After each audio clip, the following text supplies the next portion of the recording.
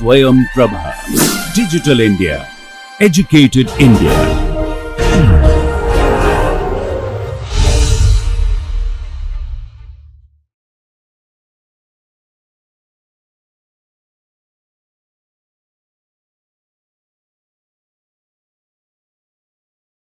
Okay, hello, good morning. Welcome to the course on comprehensive view of speech processing. So, today's lecture is 14th in the series, and so today we are going to discuss about the discrete Fourier transform in its graphical representation, and after covering that we will try to discuss about various representations of system.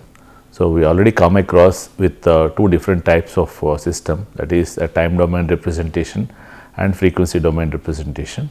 And in today's lecture at the maybe at the later part, we will discuss about what are other types of system representations and what are its significance and all. So, in the last class actually we are discussing about the frequency domain representation of a system and as well as the signal and all. And in that we for representing a signal or a system in a frequency domain, so we need the Fourier transform where you can able to transform a signal or a system in a time domain to frequency domain. So, for transformation purpose we use the Fourier transform, and if the signal and system are in a continuous nature, that is if the signal is a continuous signal or if the system is represented by a continuous its response is represented by continuous analog nature, then we use the continuous time Fourier transform relations for converting a time domain signal to its frequency domain and again back to its time domain by using Fourier transform and its inverse Fourier transform. And but we cannot, as I mentioned, that we cannot process these continuous signals by machines, by computers especially. So, therefore, we need to for avoiding that we will try to discretize the signal. So, if you discretize the signal, now the continuous signal converted to a discrete time signal, it means the signal is available at discrete instance of time. So, here now my x of n is the discrete time signal. So, if you apply a Fourier transform on it, then you will get a spectrum, but again the spectrum is a continuous one. That is what we observed in the last lecture, and it is continuous one, and the moment once you discretize that, the spectrum becomes a periodic also, and there is some loss of information, all that we have observed. So, since it is a continuous spectrum for a discrete signal, to recover the discrete signal back, again we have to use it, since it is a continuous spectrum. So, therefore, we need to use the periodic one. So, therefore, we need to take an interval minus pi to plus pi, a period, and from that we can able to extract the desired discrete time signal. But here the problem is that even though the signal is a discrete time signal, but its spectrum is continuous, you cannot handle again by systems. So, therefore, the final pair of relations are known to be the discrete Fourier transform relations, where here both the signal and the spectrum are finite as well as discrete. You can observe from these two relations and all, where the range of summation is from 0 to capital N minus 1, that is the duration of the input discrete sequence is capital N, it is a finite, and again from the spectrum, if you want to recover the signal back, here the spectrum also we can see that is also discrete, and its range is 0 to n minus 1. The length of the spectrum is also, there are n values. So, in that case we can handle both the signal and its spectrum using machines. And now we are observing that, so but the actually in nature most of the signals are continuous in form, continuous or analog in nature. And the moment once you, for the purpose of processing by machines, we are using the discrete Fourier transform for converting the signal to its spectrum. Both the signal and spectrum happens to be discrete and finite in the duration. So, for that, what are the various artifacts that are introduced in the process of digitization and computing the Fourier transform using the discrete Fourier transform relations? So, this we had discussed in the last class. As here this I mentioned that this is your continuous signal, and assume that the spectrum for this given signal is like this, for example. And here you can see the spectrum is also present, is infinitely extended, and even the time domain signal is also continuous and infinitely extended. So, you cannot handle both the cases. So, therefore, we will discretize the time domain signal, continuous signal. So, we will get a discrete time signal, but again the discrete time signal is infinitely extended here. So, we cannot handle that. But if you look at discrete time signal, if you look at the Fourier transform for discrete time signal, and this discrete time signal is nothing but the product of these two signals, like the given signal x of t multiplied by sample train. So, we will get a discrete time signal, and whereas the equivalent the frequency domain representation for this discrete time signal will be like a convolution of the original signal and the convolution of the spectrum of the sample train. So, if you perform the convolution between these two, you can able to see that the spectrum becomes a periodic, and the original spectrum has been distorted. The details, all the details of original spectral details may not be present. So, these are the issues that were observed the moment once you sample the signal. So, for minimization of these losses or these artifacts, so one way is that if you can able to sample at a very higher rates, then you can able to minimize these the overlapping of the tails from the adjacent spectra can be minimized. But again, if you sample at very higher rates, again the bandwidth requirements will be increased, and so those are the issues. And other way is that actually, so whatever the frequency of interest from the signal, so we will pass the continuous signal first from through the pre-aliasing filter, anti-aliasing filter at a very pre-processing stage. So, with that the signal is now constrained, where earlier the signal has infinite frequencies, the frequencies that are present all over, and now the frequencies are limited to from specified frequency offered by the filter. So, we design a filter such that the filter will allow the frequencies up to certain cutoff frequency, right. So, usually the filter is a low pass filter. So, with that the frequencies, all low frequencies till a particular frequency, all the frequencies will be allowed, and beyond that the frequencies will be tapered or signal will be truncated. So, then after that, then we can able to, once we know that what is the maximum frequency that is retained, and accordingly we will sample with the desired sampling rate, and with that we can able to like avoid the overlapping of tails and all. But still there is the issue, because the entire the original signal characteristics as it is may not be available for a discrete time signal because of this anti-aliasing filter, use of anti-aliasing filter and all. But as I mentioned, the previous discrete time signal is infinitely extended, we cannot handle that.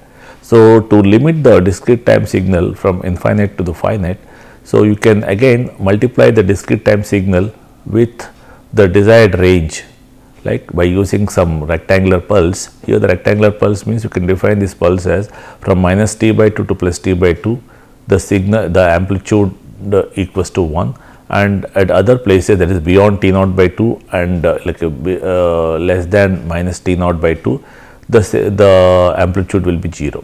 So, if you multiply the discrete time signal with this, then whatever the samples that are within this interval minus t naught by 2 plus t naught by 2, so they will be preserved, they will be retained, and other samples will be nullified.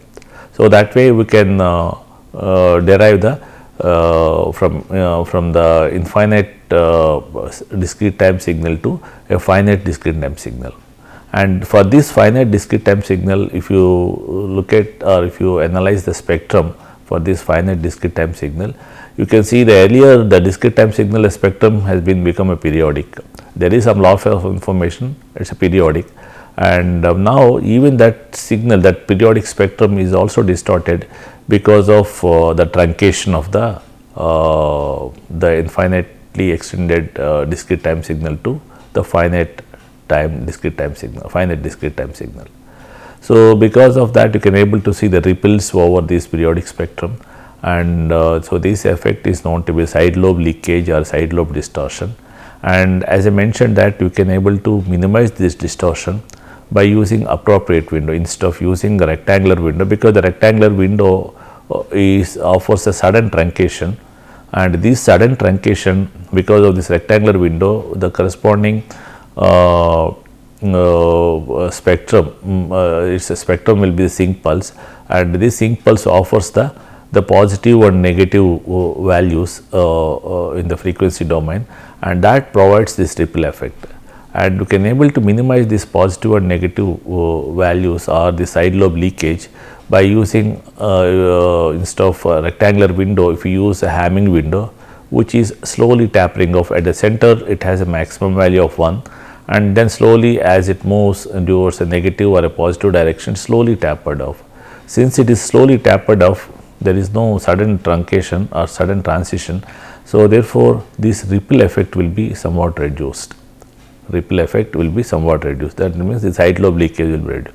But the problem is that if you use the Hamming window, the signal in the time domain will be distorted, because at least in the time domain, the range of samples that are interest, that will be like if you use the rectangular window, the amplitudes will be retained as it is. But if you use the Hamming window, except a few samples at the center, remaining all sample amplitudes will be like decayed as per the roll off offered by the window and all, right. But this roll off, smooth roll off, that reduces the ripple or this distortion in the frequency domain, but that introduces a distortion or a loss of information in the time domain, right. And here, as we have seen here now at this point of a time, we have in a time domain we have a discrete time signal, and where it is of a finite duration. So, we can able to handle by machine. But if you want to process its spectrum or in a spectral representation, still it is a continuous So, we cannot handle that by machine. So, therefore, we need to discretize this. So, for again discretizing this spectrum, what we do? We can multiply this continuous spectrum or this spectrum with the pulse train, with the sample train, And now, when you do this, when you multiply this periodic spectrum with the sample train, now we will get the spectrum will be like a discrete spectrum. It means the spectrum now becomes discrete and it is a periodic, because here the spectrum is periodic. So, therefore, when you multiply with the sample train, so you can retain this periodicity, but the spectrum becomes discrete. So, when and here we see we are multiplying this in the frequency domain. So, therefore, its equivalent effect in the time domain will be their corresponding time domain signals will be convolved. So, here you can see this is the signal corresponds to time domain signal corresponds to this particular spectrum, and here this is the pulse train or a sample train. So, for the sample train we know that its a time domain will be again a sample train, but the samples are separated by like a reciprocal of the period that is offered over here. So, therefore, here we are performing here the multiplication here or a product here in a frequency domain. So, therefore, here these two signals will be convolved. So, we know that how to convolve the signals and all in the graphical way. So, that way because that both the signals are symmetric. So, therefore, any one of the signal can be rotated by 180 degrees. Even after rotation of 180 degrees also the signal remains similar, and then you shift that signal with in a positive or negative direction, and then at each shift you try to see that what is the overlapping, and then that will be the result of convolution. And now here when you perform the convolution, here both are samples, and here you can see that these samples are separated properly, right. But so otherwise what happens is that this signal after rotation, when you shift over it, if these samples are not properly separated, they don't have enough space, then the whatever, because at each sample whatever the pattern is there, the same pattern will be repeated. So therefore, if these samples are not separated appropriately, then whatever these samples here and the samples that are here will be overlapped. Similar to that, the aliasing whatever we have observed in the frequency domain in the previous lecture, the similar thing you can also observe over here and all. So to avoid that, here we need to sample the spectrum at a rate such a way that these samples are far apart, so that the aliasing is not observed in the time domain. The aliasing is not observed time domain. So how do you choose this sampling rate here? So here we know that the signal is ranging from minus T naught by 2 T naught by 2. It means that the signal is the duration of the signal is around T naught. So therefore, here we need to separate the samples at a rate of more than T naught, more than or equals to T naught. So accordingly, we have to choose here the sampling rate over here in frequency domain, so that here these samples are far apart more than T naught, and by convolving this with this one, you don't observe any interference between the samples, the sample patterns here and here and here and so on. So therefore, the last figure you can see here, this is nothing but the convolution of these two. That means at this sample you have this entire pattern is present, and again at this sample this again entire pattern is present, and these two are separated by a distance of T naught and more. So therefore, here these samples are not overlapped and all. Suppose if it is less than T naught, then the pattern due to this and pattern due to this will be overlapped, and it is known to be like aliasing in the time domain and all, aliasing in time domain. So we need to take care when you are sampling the spectrum here, so that there won't be any aliasing in the time domain. And now if you see here at the end, after doing this, now my spectrum has been become discrete, right? My spectrum has been discrete, and here I have a time domain signal, but I have interested only in this finite duration, but here because of here convolution, I got a periodic. The same sequence is replicated in both positive and negative direction. So therefore, you can see here by spectrum as well as the sequence, both are appears to be periodic at the end of a discrete Fourier transform. So since both are periodic, so therefore a period of this in the spectral domain is equivalent to period of the time domain and all. So therefore, here I have this period contains a finite number of samples, and here this period also contains a finite number of samples. So this is a time domain signal of my interest, and this is the corresponding spectrum of the of this particular signal and all.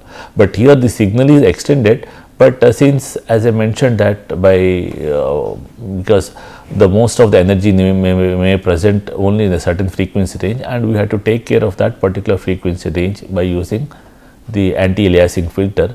With that the signal whatever the frequencies that are required that are more significant, that will be retained, and other frequencies will be truncated. So this way, now here you can see the period of here becomes the samples of the desired samples in time domain. This may be n samples here, and here also we can choose from this period, we will choose the n samples of the spectrum. And now these n samples of a spectrum and these n samples of the time domain, they are like corresponding time and frequency domain representations of the given signal and all.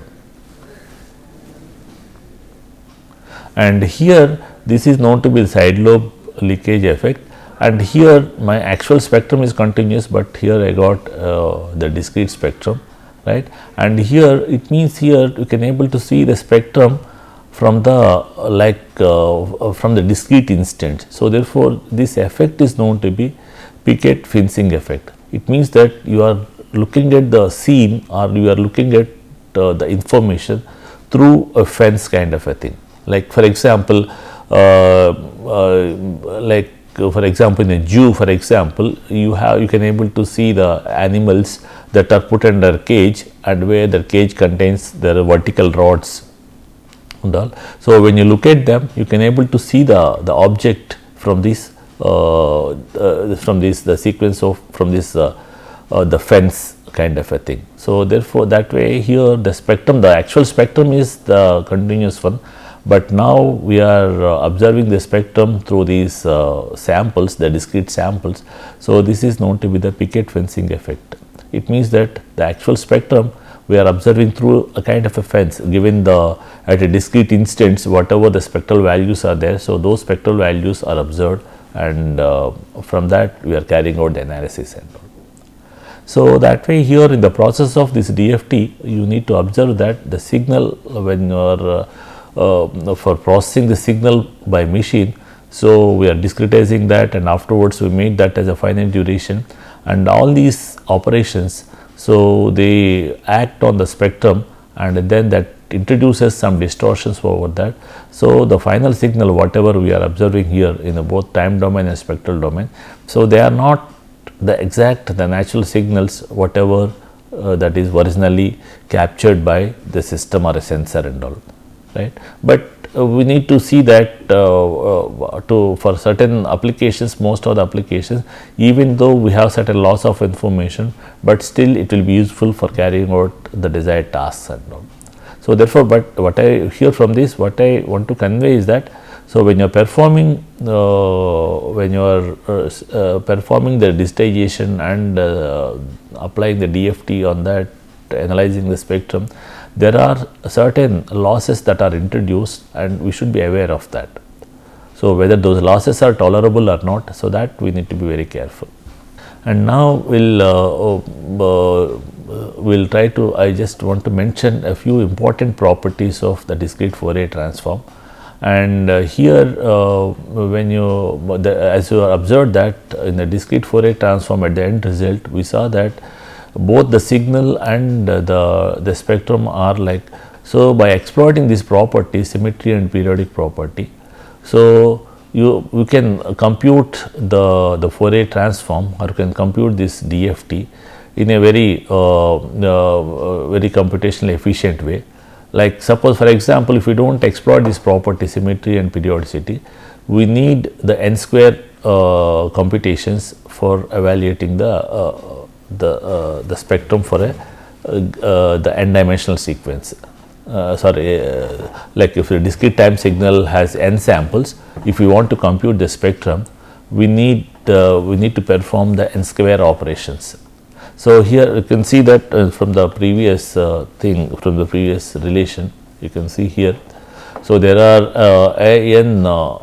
the discrete sequence contains n samples, right? And so you have x of k is the Fourier transform, and again here the k also varies from 0 to n minus 1, 0 to n minus 1. That means here the spectrum contains again n values. So for every value, if you want to compute the spectrum for each value at each instant, right, you need to perform the capital N multiplications.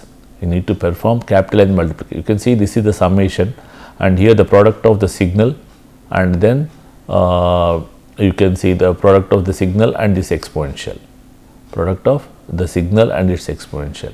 So for every value of a k, you need to perform like the capital N multiplications. You can see capital N multiplications, right, for giving different values of n. Like this x of n is the n dimensional, or you can say that n sample sequence. So therefore you have n products will be resulted for each value of k, and we have n values, we have k will be like we have n values we have to compute. So therefore for evaluating the DFT by using the DFT relations, directly by applying the DFT relations, we need to perform n square computations, because here I am not considering the summation, the sum operations, because the sum operations are insignificant, the computational complexity is much less, or you can neglect that in view of the multiplication operations. So therefore here just I considered the multiplication operations which are like significant compared to the addition operations. So for performing the DFT, that means the x of k for n values of k, we need to have n square multiplications, n square computations are required. Whereas if by exploiting the properties of the symmetry and periodic, where this n square computations can be reduced to n log n. n log n, because we are using this we are using this DFT relations in many applications. Almost like many systems use the the whatever the information that was captured, it will be first transformed to the Fourier domain or frequency domain, and then analysis will be carried out. So, therefore, this reduction in the computation will be very much beneficial for most of the applications and many systems and all. And this FFT computation or FFT algorithm is a very versatile algorithm, is applicable in different domains. Like for example, those people working in the image processing or within signal processing and all. So, they use FFT like very effectively. For every instance they use FFT and all. And even the biomedical applications, several applications, people use the FFT, and so therefore this computational efficiency of reduction of n square to n log n is very efficient, and this we can able to achieve by using this symmetry and the periodicity property. That means from the periodicity, that means you have the n samples, and then since it is out of this n samples there are symmetry like n by 2 whatever is there, same the other half of that is a mirror image of that one. So, by exploiting that property you can able to reduce the number of computations from n square to n log n, and so this will be carried out. This reduction in the computation is performed using by fast Fourier transform algorithm. So, using a fast Fourier transform algorithm you can efficiently compute the Fourier transform of a signal and all. And the next one is here, the next very important property is that, so stretching in the time domain. So, it means suppose this is your x of n, right. So, here the stretching is nothing but here just placing a 0, right. You have, suppose here you have 5 samples. Now, we made this signal to be like 10 samples. How do we do that? So, we will keep in between the samples, we will place the x of n will be 0, right. So, here in between the 0 and 1 we will introduce one more sample, and then we will say that the sample amplitude equals to 0. Likewise, here also we will tell that the sample amplitude is 0 in between the 2 samples. So, likewise we will place a 0 between the successive samples zeros, that is nothing but insertion of zeros. So, then it becomes the signal appears to be like a stretched. Earlier the sequence is length equals to 5, now the sequence length is appears to be 10. It means that we are stretching the sequence time domain signal, the signal in time domain. So, if this is the signal x of n, for this if you look at the spectrum is something like this. You can able to, this is 5 like n values, and here we have n values here, right, and we know that the spectrum is symmetric. So, therefore, whatever the details were there, and here after n by 2 you can able to see the mirror image of that one. So, that is why this is the central point, and you can see the symmetry with respect to this, right. So, whatever the frequency components are here, you can see this mirror image over here and all, right. And so, now there are total n values here. So, you have total n values in the spectrum, and since it has symmetry at the middle point, you can able to see. So, here in this you can see that there are 2 prominent frequencies over here, right. These are known to be formats in the context of a speech, right. They are the F1 and this is F2, and these 2 are like just a mirror image of the symmetry. It is not that the other formats and all, right. And now, if you insert the zeros in between, now the signal length becomes 10, right. Now, the signal length becomes 10. So, now what happens is that here the signal will be like the replication in the frequency domain is observed, replication in the frequency domain. That means, whatever the signal is there earlier, whatever the spectrum was there earlier, now that was replicated, because since now we are just introduced 0. So, now the signal length, or you can say that the discrete time signal length has been doubled, but there is no information is added. So, therefore, in the frequency domain you can able to observe the replication of that, other than that you do not find any new information at all. But here earlier, now the signal length is equals to 2n. So, therefore, in the frequency spectrum, in the spectral domain also you can able to see the length equals to 2n, length equals to 2n, right. And then we know that there is symmetry. So, at n minus 1 we have a symmetry, and here if you observe here the duration between 0 the spectrum between 0 to n minus 1, this is nothing but whatever is here, the previous one, the same spectrum is observed over here, but it is replicated. It is replicated. Why it is? Because earlier my signal length equals to n, and we will get a spectrum here, and it is a symmetric. So, whatever the spectrum is there, the same spectrum is replicated, because now here we made the number of samples as twice, but without adding any information, just we are introducing zeros in between. So, therefore, the signal is stretched in the time domain. So, therefore, here you can see that the replication in the frequency domain is observed.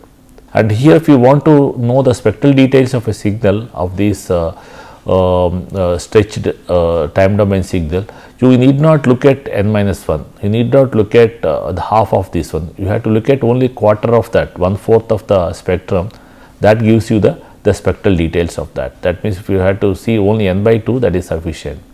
Even though the signal length equals to 2n, you need not look at till n minus 1, you have to look at only n by 2, that is good enough, right. Because here this n minus 1 itself provides the symmetry. So, therefore, the first n by 2 provides you the spectral details of this stretched time domain signal. Yeah. Then the next property is the decimation in the time domain. It means here, suppose we have a signal here x of n, which consists of 5 samples or n samples, and now the decimation is nothing but actually lowering the sampling rate, or reducing the sampling rate. It means earlier we have, for example, 1000 samples per second. Now, I just want to see that I will remove some samples, like I will just want to make the samples to be far apart. So, I will downsample the signal. Downsampling is nothing but, instead of earlier we sampled 1 second with 1000 samples, now we sample with 500 samples. So, it means that we are considering only alternative samples and all, right. So, here this is my x of n original signal, and here when you perform a decimation, it means that if you remove the alternative samples, right, it means that the sampling rate is reduced by half. Now, we will see what is the effect in the spectral domain.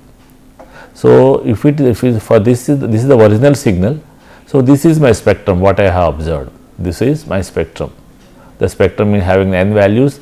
So, the n by 2 contains the all spectral details of my x of n. It contains the 2 prominent frequencies like f1 and f2, right, and up to this part, and after this is the replication. This is not replication, this is the symmetry. That means, whatever is here, this same f2 is observed over here, and this f1 is observed over here. This is just a mirror image of that one, symmetry property. And now, here my x of n is the decimated one. That means, some of the samples were removed, right, almost like the sampling rate is half. So, with this, if you look at the spectrum for this decimated signal, you can able to see the spectrum something like this. Now, my signal length equals to n by 2. So, here my spectrum also contains only n by 2, right, but here the figure has been drawn not with respect to scale, just for the purpose of illustration. Consider that here the length equals to n by 2 over here, right. And here when you look at the spectrum for this decimated signal, you can see, you can observe only one peak. You can observe only one peak, because this is sampled with a lower sampling rate. So, accordingly the spectral frequencies are the frequencies, the higher frequencies are not present over here, because we know that if the sample the signal by, like for example, Fs sampling rate, right, Fs sampling rate, then the frequencies that was observed in the spectrum will be Fs by 2, right. And here we downsampled the signal. That means, here for example, the samples are like 1000 samples, now we made it only 500 samples. So, that means sampling rate is less. So, accordingly here the frequencies that are observed in the spectrum is also reduced. Earlier I can see that both the peaks I have observed here, but here I have observed only one peak because of the decimation. That means, with the decimation you will lose some information in the frequency domain. That is all, that can be observed even in the time domain also, because here earlier I have my signal is represented with a more number of samples, Now, the same signal is represented with very few samples, less number of samples. So, therefore, the intermediate values are not known. So, because of that, in the spectral domain, the high frequency content will be lost. That means, the earlier whatever the frequencies that are observed, the high frequency, and those are masked, those are not observed after decimation, after the decimation. Yeah, the next property is that appending zeros. That means, you can say the decimation in time domain is nothing but you can observe the aliasing in the frequency domain, aliasing in the frequency domain. Yeah, right, because decimation means here we are keeping the samples very far apart, we are keeping the samples very far apart. So, therefore, you can see in the frequency domain, you can see the aliasing is observed, you can able to see the aliasing. So, because of that, the loss of information is present. And the fourth property is that we have time domain signal x of n, and simply suppose if you append zeros after the signal, suppose this is my x of n, and if you append another n zeros after the signal, then what will be the spectrum you observe? What will be the spectrum you observe? Now, my earlier signal is x of n, that is n samples. Now, I have added another zeros, I just concatenated or appended n zeros following the signal. So, now my signal length will be 2n, my signal length is 2n, but there are out of that there are n samples, and then the remaining n samples are simply zeros. So, my signal length is 2n. So, now here if you apply a spectrum, if you compute a DFT for this zero appended x of n, my spectrum observed to be, again it contains the 2n samples, the spectrum contains the 2n values, but the spectrum is not replicated. Here the spectrum observed to be same, but the spectrum is refined. It means that earlier for my spectrum, I observed with the n values. Now, the same spectrum I observed with the 2n values. It means that now I have more samples or more values that are present. So, with that, the earlier whatever the intermediate values were there, so those intermediate values also can be observed over here. So, with that my spectrum become more sharper, or you can say that the spectrum, you can get the refined or finer values of spectrum can be observed over here and all. So, you can see the same spectrum, but here you can see the peaks and other things and all, more sharper things can be observed, because here we have more number of samples to be observed, analyzed, right, compared to here. Here we have only n samples to plot this spectrum, and here the same spectrum I have 2n values are observed. So, therefore, my spectrum will be more refined, and so therefore, we say that when you append zeros in time domain, right, and if you compute a spectrum, you can observe the interpolation in the frequency domain. You can observe the interpolation in the frequency domain. That means, the earlier we have n values, now we have 2n values. So, therefore, the intermediate values of a spectrum is also observed. So, that will give you the more precise or accurate spectrum compared to the earlier one. So, these are the four important properties of the discrete Fourier transform. There are other properties also there, but among them these are the four important properties. So, therefore, I just presented these, and these will be useful in the later part when you are discussing various feature extraction techniques or like other related tasks in the speech processing. So, with this actually I am just the frequency domain analysis of speech will be I am completing. Now, I am just looking at we are going to the next part of the next part, that is the system representations. As I mentioned, so far we have analyzed or we have discussed the system using a time domain representation, that is h of n. It means the h of n along is nothing but the system unit sample response, right, and the corresponding the signals will be like you have x of n and y of n, right, x of n and y of n. X of n is the input signal, y of n is my output response of a system, and now the y of n represents for a linear time invariant system, y of n is nothing but the convolution of the unit sample response with the input, and then the other way of here, this is the time domain representation of a system. It is a system is represented by h of n, that is unit sample response, right. It is a true response of a system, right, and the input will be x of n and the output will be y of n. And so that way you can able to observe the time domain related information of for example, in case of system response, how the response varies, how the amplitude varies with respect to time as the sample as n increases, how the sample how the h of n varies. So all the details you can able to observe in the when you are representing a system in a time domain with h of n. Suppose we want to observe the system details in the frequency domain, then what we do, we apply the Fourier transform on that, and we can get the Fourier or frequency domain representation of a system, that is h of omega.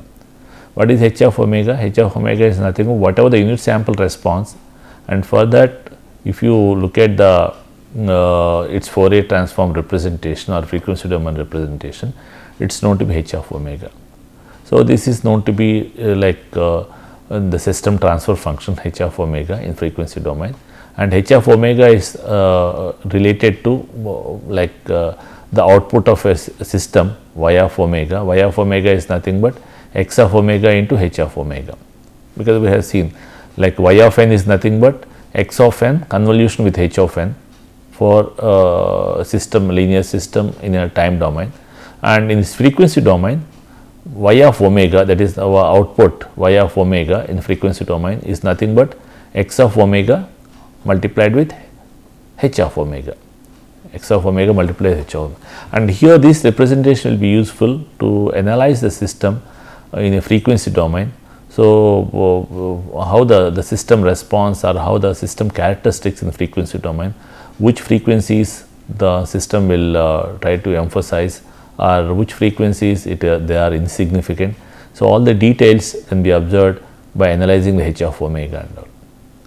There is another way of representing a system known to be h of z. It is nothing but representation of a system in z domain, in a complex domain, and we will see that what is h of z, how do we compute h of z and all. And so this is one way of representation of a system in the z domain, right, and h of z.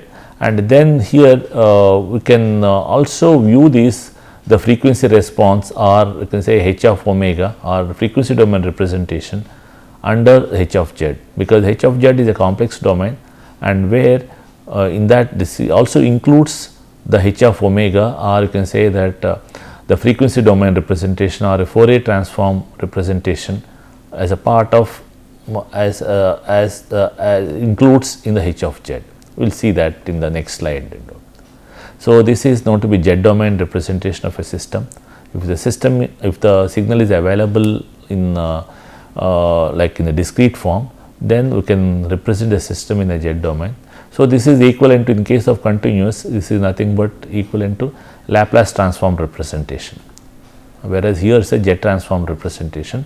If the signals are in the signal and systems are in analog in nature, then the corresponding representation in a continuous system with a continuous response or a continuous signal is nothing but a Laplace transform. It is analogous to here the z transform. And here there are certain advantages having each of the system, like every system representation will not provide all the merits and all. For with respect to particular representation, we can able to see certain information, and it has some specific advantages for a specific analysis and all. And in view of that, suppose h of z representation will be will be useful for designing the system and all, like implementation of the systems where h of z representation is very useful, because the h of z representation provides a compact representation, and with that, if you want to, when you are designing the system, like designing system is nothing but designing the the filter or like IR, FIR filter, its transfer functions and all. So, it will be very useful, or it will be very comfortable or easier when you represent the system in a Z domain and all, right. So, there is another way of representing system using a parametric form. That means, a system is represented by some constants or some coefficients like AK and BKs. So, these coefficients will represent the system. That means, the system is represented by a set of coefficients AK and BKs. We will see that these AKs are nothing but the scaling factors or weighting factors associated to the history associated to the output, whereas the BKs corresponds to the history associated to like the scaling factors associated to the previous inputs. We will see that what is that AKs and BKs very clearly in the next slide. So, these are the some coefficients, and these coefficients represent the system and all. So, this representation of AKs and BKs with the system parameterization, this will be useful for analyzing the system using linear prediction analysis. So, we will see that we will discuss the linear prediction analysis in the later part of the discussion. After 3-4 lectures, we will discuss the linear prediction analysis. In the linear prediction analysis, where the system is represented by this set of coefficients like AKs and BKs. We will see just after 5 minutes, we will see how these what are these AKs and BKs, how they are representing the system, right, that we will see later. And there is another way of representation known to be poles and zeros of a system, poles and zeros of a system. And here the poles and zeros of a system are nothing but the way of represent, this is nothing, we derive these poles and zeros of a system from the Z transform of a system only, from the H of Z is known to be system transfer function or a system function, and from this system transfer function we will derive the poles and zeros of a system. And this representation of poles and zeros of a system will be very much useful for synthesizing in the process of synthesizing a speech, where these poles and zeros will play an important role, because by manipulating or by modifying the poles and zeros, their positions and bandwidths and all, we can able to synthesize the different types of voices and all, right. So, we will see that what are the poles, what are the zeros, and how to vary the poles. So, how do you vary what is the importance of the positions of the poles or the magnitudes of the poles. So, those things we will discuss here. So, here among these we will try to mainly focus on poles and zeros of a system here, and already we come across like H of n and H of omega, it is nothing but time domain and frequency domain representation of a system, right. And these AKs and BKs we will discuss as part of linear prediction analysis, and now we will focus on the poles and zeros of a system, right. And so, these poles and zeros of a system, as I mentioned, that they are derived from the H of Z, right. And here these as I mentioned, the system can be represented by using set of coefficients. So, here you can write the system output y of n as, you can see here, the summation of k equals to 1 to n, right, a k into y of n minus k. Y of n minus k means it is like a past history. Y of n is nothing but the nth output, that means the system output at the nth instant, like, and this n minus k provides the system output at the preceding instants. Like, if we put k equals to 1, this becomes y of n minus 1, it is nothing but the output in the just the preceding instant. Y of n is nothing but at the nth instant, and y of n minus 1 is nothing but with respect to n, it is a one preceding instant, like n minus 1, and k equals to 2 means like the 2 preceding instants, like. So, that way here the AKs are nothing but the scaling factors, or you can say the weighting factors or weighting coefficients, weight coefficients for the output, the previous outputs, and here x of n minus k give you the previous inputs, because when k equals to 0, right, when k equals to 0, it is nothing but the present input x of n. We can say, suppose when you are looking at n, the present value equals to n, that means when k equals to 0 is nothing but x of n, and k equals to 1 means this is x of n minus 1, that is with respect to n, x of n minus 1 is nothing but one instant before that, one instant prior to that, right. So therefore it's a previous input, just one previous input, just one successive previous input, x of n minus 1. X of n minus 2 means it's like the second previous input. So likewise here the bk's are nothing but the weighting factors or the weighting coefficients, weight factors associated to the inputs, the previous inputs. And now here my output y of n, that means the output at nth instant is estimated, is predicted based on the previous outputs. You can see here I am just saying x y of n minus k, where k equals to 1 to n I have given, but k 0 is not given, but because k is 0 is nothing but my present output. I want to estimate the present output. So therefore my present output depends upon the previous outputs, right. So k equals to 1 means just a previous output, and k equals to 2 means just a preceding second output. So likewise here by varying values of k from 1 to n gives you the, it means that we are considering n previous outputs, n preceding outputs starting from k equals to 1. And here we see that here for this summation we are including k equals to 0. It means that the present output depends upon the present input as well as the previous inputs, because we have to estimate the output. Here we have to estimate the system output at the present, at the nth instant. So the nth instant output depends upon the present input, that is x of n, as well as the previous inputs also, x of n minus 1, x of n minus 2 and so on. So for taking care of that, you can see here the summation will be k equals to 0 to m. That means we are considering here m the previous m previous inputs, history is m previous inputs. So for that x of n minus k, where k equals to 0 gives you the present input, and k equals to 1, 2, 3 and so on gives you the history as it progresses. So these bk's are nothing but the weighting coefficients corresponds to the inputs, the previous inputs. So this is the way we can able to represent. Now you can see here this ak's and bk's are corresponds to the weighting factors associated to the previous outputs and the previous inputs.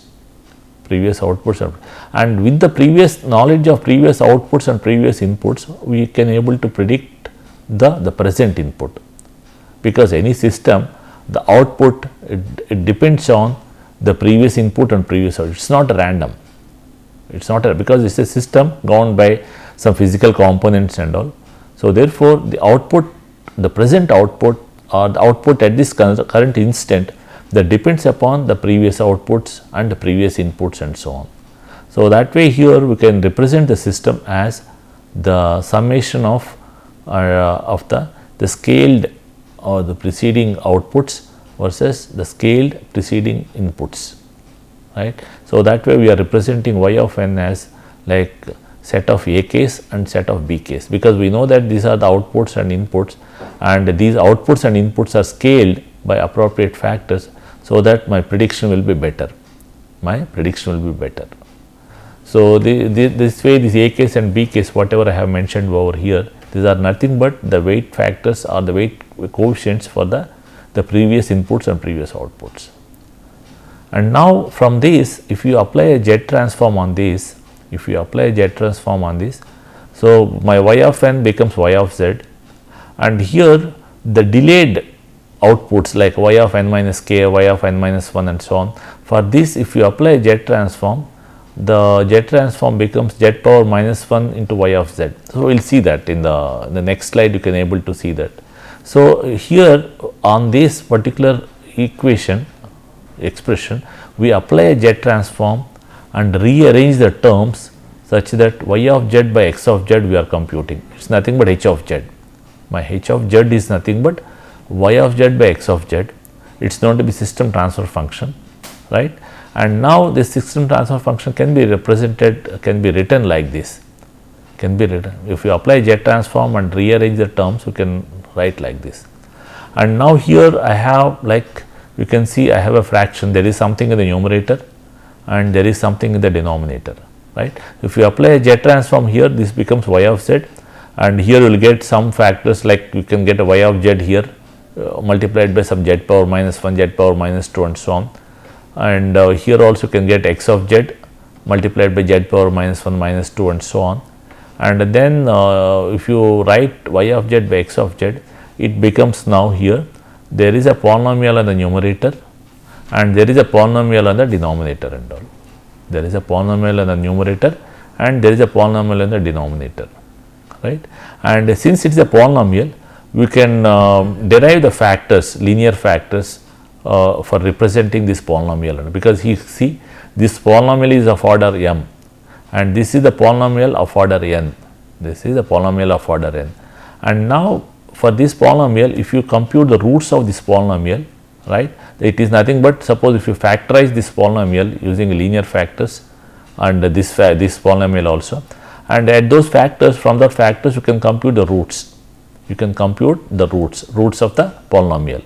So here the roots of the polynomial in the numerator polynomial provides you the zeros of a transfer function, because at the root location, suppose at the root, suppose we substitute a root in a particular factor, then the numerator becomes 0. If the numerator becomes 0, then the h of z becomes 0. The h of z happens to be 0. So therefore, it is known to be, that means whatever the roots that is for this particular numerator polynomial, that offers a 0 value for h of z, that means system transfer function leads to 0. So therefore, the roots of this numerator polynomial are known to be the zeros of a transfer function, right.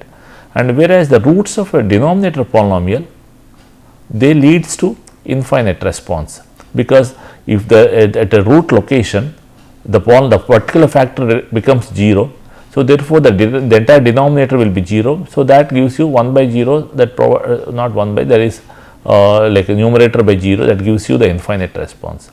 So therefore the roots of the denominator polynomial are known to be the poles of a transfer function. Poles means like the visualization, like you have on earth, we have a pole means at very like in a spherical, in a sphere, you have the topmost point is known to be pole, right. So that is the reason these are known to be the poles of a transfer function, or like we have a pole, long pole, where the top position known to be pole, right. So that way the roots of this denominator polynomial known to be poles of a transfer function. And we will see that these zeros and poles, you can see the zeros means the system response becomes 0, and at poles the system response becomes infinite and all. So we will see the details of these things in the next class. At this point of a time, we will stop here and we will continue the next class. Okay, thank you. Can you repeat? Thank you. Yeah, right. Yeah. Thank you.